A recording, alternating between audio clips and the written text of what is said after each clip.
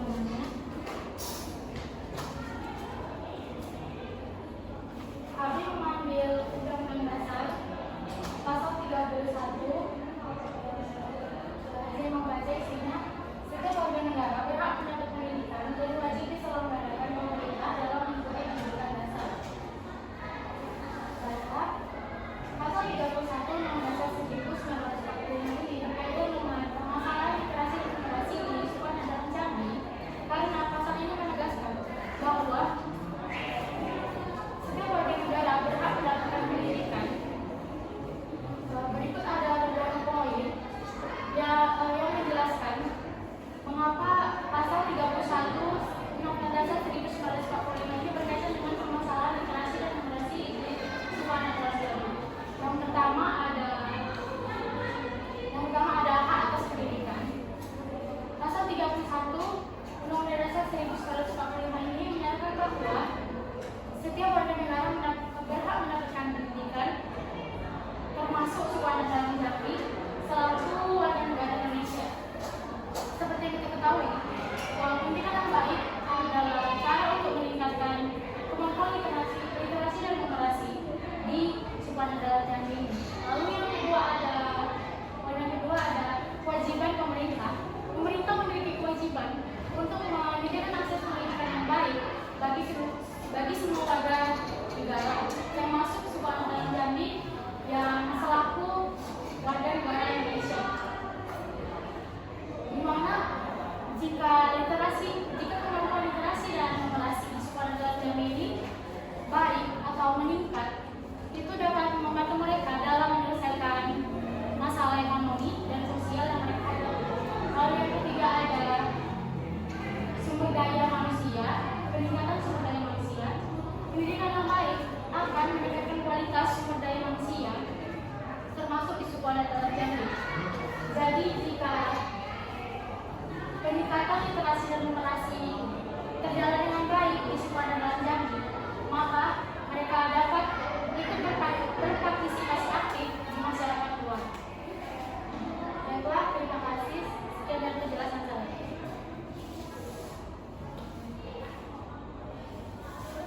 Baiklah, selanjutnya yaitu ada undang-undang yang kedua yaitu Undang-Undang Nomor 20 Tahun 2023, yaitu pasal 5 ayat 1 dan pasal 12 ayat 1. Nah, yang pertama itu pasal 5 ayat 1. Pasal 5 ayat 1 ini menjelaskan tentang pendidikan nasional di Indonesia itu harus diselenggarakan secara demokratis dan berkeadilan. Nah, jadi bagaimana penerapannya di suku anak dalam? Nah, untuk penerapannya itu yang pertama yaitu prinsip dari demokratis dan berkeadilan.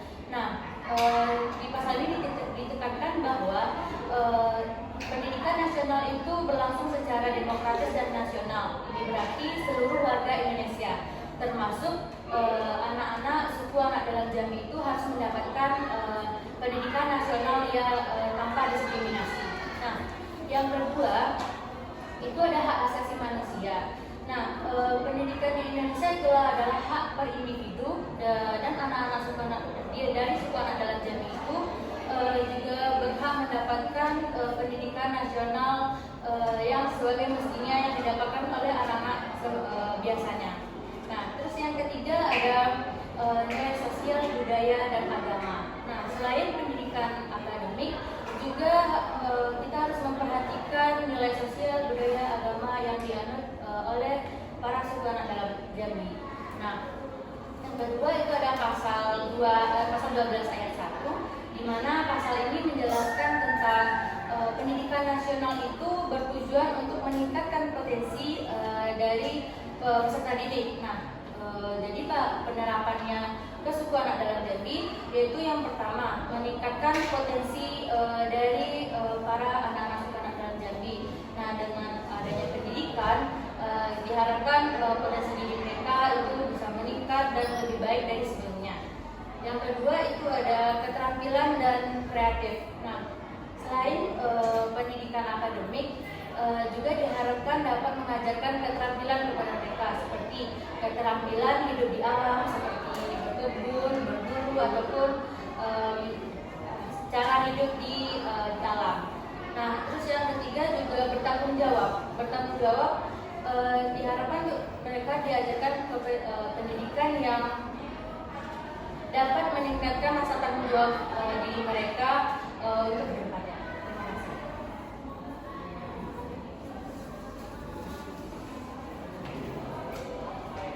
Oke, selanjutnya ada peraturan presiden atau perpres yang mengambil nomor 186 tahun 2014, izin baca, yang berisi tentang peningkatan pendidikan, keterampilan dan kesadaran akan pendidikan.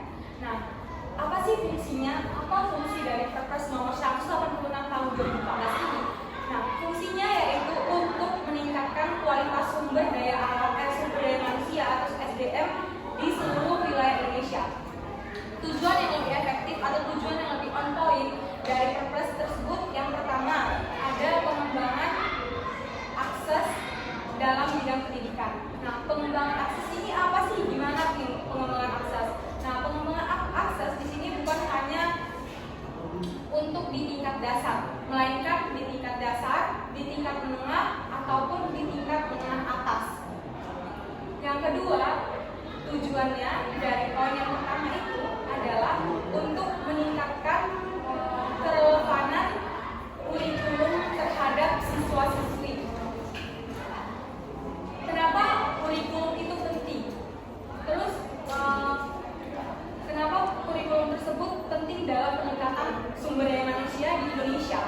Karena kurikulum itu merupakan tunjangan untuk siswa-siswi dalam menjalankan proses pendidikannya. Yang kedua, ada peningkatan tenaga pendidik dan tenaga kependidikan. Maksud dari peningkatan tenaga pendidik dan tenaga kependidikan di sini adalah untuk melatih seluruh tenaga pendidik di Indonesia yang berfungsi untuk meningkatkan kualitas sumber daya manusia. Karena apabila tenaga pendidik tidak berkualitas, maka kami sebagai siswa-siswi mungkin akan kurang berkualitas juga. Maka dari itu tenaga pendidik itu harus berkualitas, bahkan perlu pelatihan supaya peningkatan terhadap keefisienan siswa-siswi lebih meningkat. Oke, implementasi terhadap suku anak dalam, implementasi peraturan presiden nomor 186 tahun 2014 di suku anak dalam sudah cukup terlaksanakan dengan baik. Karena peraturan presiden ini tahun 2014, maka pendidikan yang terlihat hanya sampai pada jenjang SMA atau sekolah menengah atas. Baiklah, kemudian kami mengambil dari peraturan daerah nomor 5 tahun 2016. Peraturan daerah Peraturan nomor 5 tahun 2016 bertujuan untuk melindungi dan menunjukkan hak anak dalam di Kabupaten Serang tersebut. Perda Serang tersebut juga mengatur beberapa hal utama. Yang pertama, pengakuan hak, yaitu dengan memberi pengakuan hak atas tanah dan sumber daya alam yang dikelola oleh suku dalam. Kemudian pendidikan dan kesehatan, itu pemerintah wajib memberikan pendidikan dan layanan kesehatan sesuai dengan kebutuhan dan budayaan mereka. Kemudian ada pelestarian budaya, yaitu dengan menjaga dan melestarikan adat, tradisi dan ekonomi sekolah tersebut. Kemudian yang keempat ada pemberdayaan ekonomi, yaitu dengan mendukung peningkatan kehidupan kesejahteraan suku dalam tersebut. Ya. Oke, sekian hasil presentasi dari panel yang kedua. Apabila ada hal yang ini, silakan. Dan apabila ada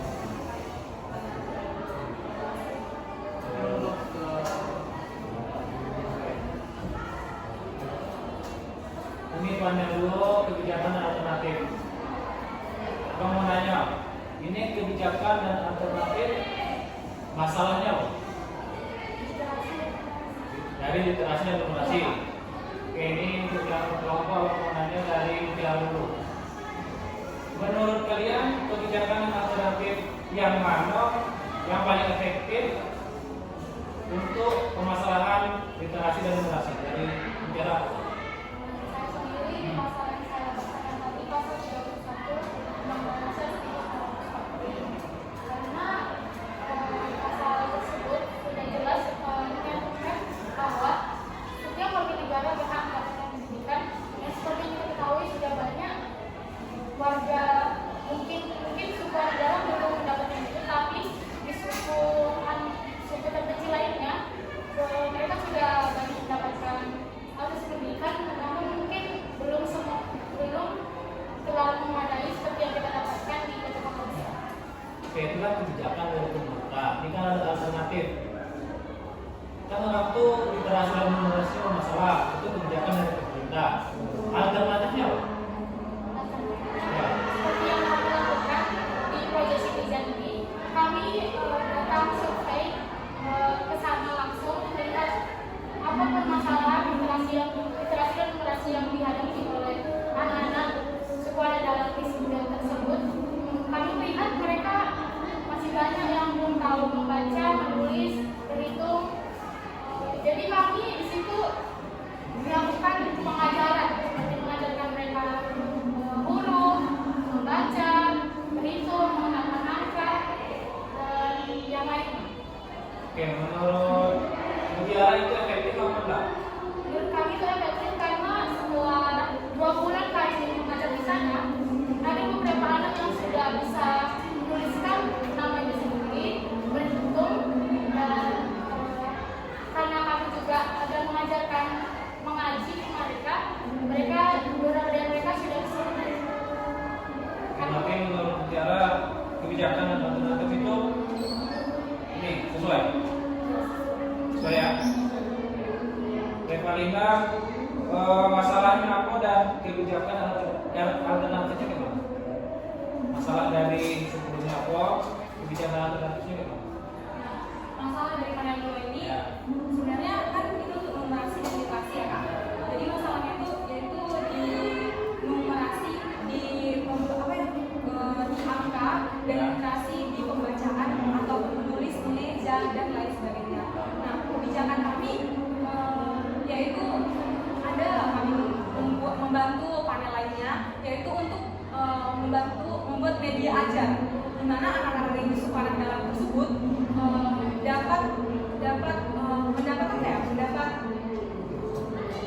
mendapat akses gitu loh kak, mendapat akses pembelajaran. Jadi mereka kayak kami ada membuat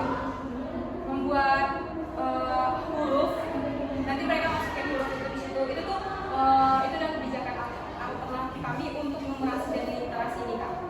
Terus untuk literasi kami di sini mengajarkan mereka mengeja dari nama mereka tadi, hingga pernah juga sedikit lah bahasa Inggris, tapi mungkin mereka sedikit lupa. Oke, itu yang disampaikan oleh Kalina alternatif atau kebijakan? Alternatif kak. Alternatif. Kalau kebijakannya? Kebijakannya melalui ini tadi kak, melalui tata urutan peraturan undang-undangan. Undang-undang. Jadi yang Kenapa? undang-undang nomor berapa?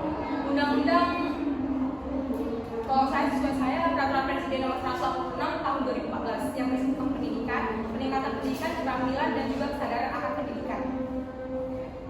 Sama nih, Raffi, apa? Singkat ya, masalah kebijakan alternatif. Kebijakan alternatif. Ya, masalahnya dulu. Apa ya masalahnya? Masalahnya tadi kalau di sekolah dalam tuh masih kurang akses pendidikannya masih kurang. Jadi kami ke sana melaksanakan proyek tersebut lah. Ya. Dan secara apa?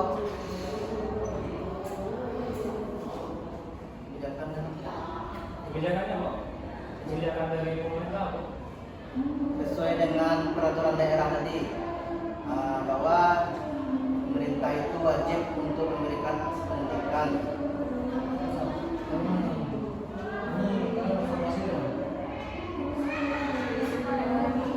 Untuk desa Saladi. Soal Sekali itu bukan menanggapi. Kenapa ada pakai peraturan kenapa secara umum kalian tak pakai peraturan provinsi Jambi? Kenapa Sarawak? Kenapa kalian pakai kata Kabupaten Sarawak? Alasan kalian memilih kata Kabupaten Sarawak? Karena menurut kami yang di pada Sarawak itu masih provinsi Jambi, jadi kami mengambil itu. Soalnya setiap ini ya pengalaman orang di Sukandang, walaupun mereka dibilang orang suka ada orang-orang kalian tuh nggak tahu karakteristik ciri khas mereka, apa yang mereka lakukan itu beda-beda. Di sekolah dalam di Saladi, di Sawangan, aku tahu itu dari Sen. Atau ada pembagian pula namanya sekolah dalam ini, sekolah dalam ini. Kalian nggak bisa menyamakan berdasarkan bisa menggunakan peraturan Perda Sawangan itu yang sekarang ini belum tentu bisa kayak gitu. Seharusnya kalian saranmu ini kan jauh nih dari yang kalian pakai peraturan presiden, tiba-tiba kalian ke peraturan daerah Sawangan. Kenapa tidak provinsi baik? Kenapa tidak dicari dari provinsi? Ada kak, sebelumnya kan menurut pengalaman dari tinggi sampai rendah ada 7 ya kak. Nah kami mendapatkan hanya yang sekolah dalam Jambi yang di Sarawak ini ya hanya 14 kak. Sudah masuk tapi nggak salah, ini mungkin masukan gue ya. Iya kak. Kenapa tidak pakai yang provinsi deh? Kamu mungkin kalau atau ini mungkin kalian lama sebenarnya rasanya. Kenapa kalian pakai salah? Relevansi hubungan dengan kalian? Kalau kalian pasti di sekolah di Mestok, Mestok kan sudah. Tapi kalian pakai pada salah enggak? Dan kalian menyebut orang salah. Kalau di kelas kelas itu pondok itu lah. Jadi orang mikir nggak? Mungkin itu sih ini bakal mungkin bakal berpengaruh ke nilai project kelompoknya belum kayak individu. Kalau dari apa malah kelompok dulu sih. Kalau individu nanti emang nilai satu. Malah hidayah ya. Gitu ya sih. Tentang perda, tapi cuma konfirmasi saja. Sekaligus masukin kenapa dan peraturan provinsi baik kenapa langsung salah pokoknya kalau kalian salah ini mungkin belum mungkin masuk kalau mau masukin tadi apa ini orang salah mungkin salah kesalahan fotonya tapi di sekolah itu gitu ya udah sih ya nggak masuk lanjut mas Baik, masing-masing individu ini kan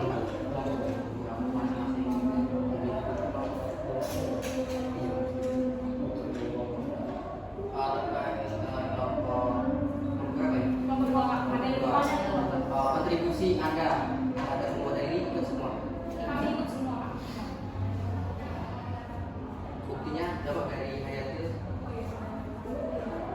Anda membuat apa dalam Dalam pembuatan panel ya? Ada kak. apa? Saya mau ini. Membuat apa? Oh, ini kak dalam misalnya pembuatan huruf, memotong huruf menyarkalnya, terus juga dalam pembuatan buku kami itu bagi-bagi kerja juga. Terus dalam menempelkan ini, mengeprint terus juga yang tali-tali itu kami ini ngerjain tali itu selama 2 pertemuan juga. Jadi itu kami bagi kerja atas sama bawah itu kadang beda orang. Untuk observasi, itu kalian terjun langsung ke lapangan semua. Iya. Kebetulan yang di foto ini juga teman kami kak. Ini kegiatan apa yang Anda lakukan ketika di Sumatera? Untuk hari pertama kami observasi perkenalan dengan ketua adatnya, izin dengan ketua adatnya, terus juga kenalan dengan adik-adiknya, berkumpul, kenalan, terus juga kenalan dengan ibu-ibu yang ada di sana. Soalnya kemarin ibu-ibu masyarakat semua ya masyarakat yang ada di sana respon dulu ya. responnya